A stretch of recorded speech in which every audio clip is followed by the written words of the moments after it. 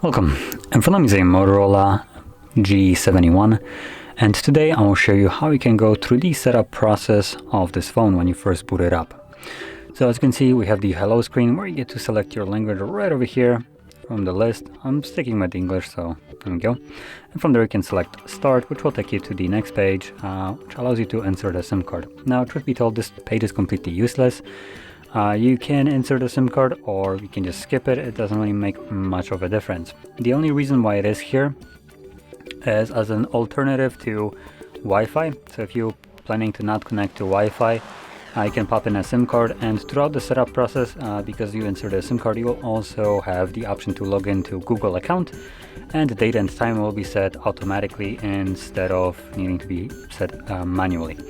So it will use the SIM card for mobile network and connecting to network, just so you can do those things. If you choose to skip both of them, meaning Wi-Fi connection and inserting a SIM card, then you won't see the Google login page, and additionally date and time won't be set automatically, which you will see right now, I believe, or maybe next page.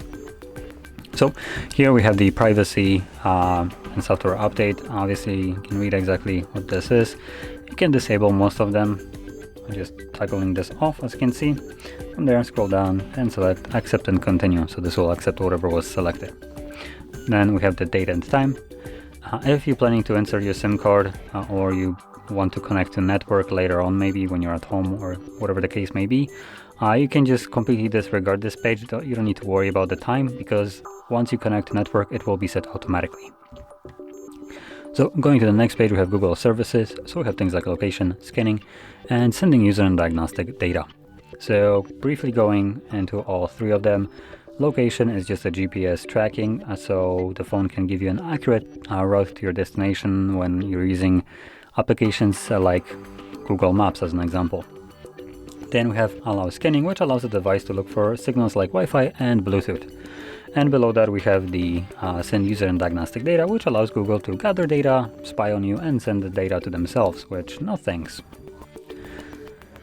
From there, once we go to the next page, we will have the screen lock option. So by default it opts into a 4-digit PIN, but you can change that to be something else by tapping right over here, and you have a choice between a pattern, PIN, or password. Choose whichever one you want.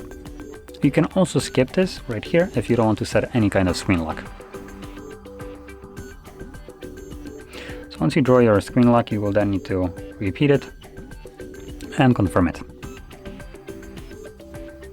This brings us to the next page, which is allowing us to set up a fingerprint for unlocking the device. So you won't need to put in your pattern every time you want to unlock the device. I will be skipping this, so I'm not going to set up a fingerprint. And this brings us to the next page, which is stay in the know.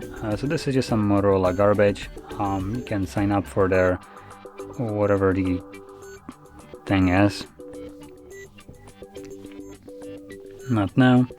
Then wait, there is more. Provide your email address to receive spam mail. Yeah, no thanks. I'm most certainly gonna skip that one. And last thing we have here is the gesture navigation.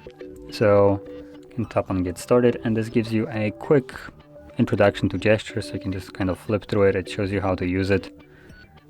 And then you can either swipe up to go home using gestures, or you can go into settings and change it back to the buttons that you might be more used to. But I'm sticking with gestures, so swipe up. And there we go. That's the device being fully set up. So if you found this very helpful, don't forget to hit like, subscribe, and thanks for watching.